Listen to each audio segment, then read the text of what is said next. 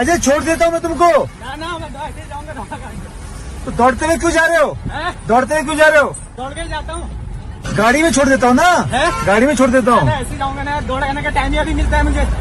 तो दौड़ क्यों रहे हो अभी? आर्मी के लिए। आर्मी के लिए? हाँ।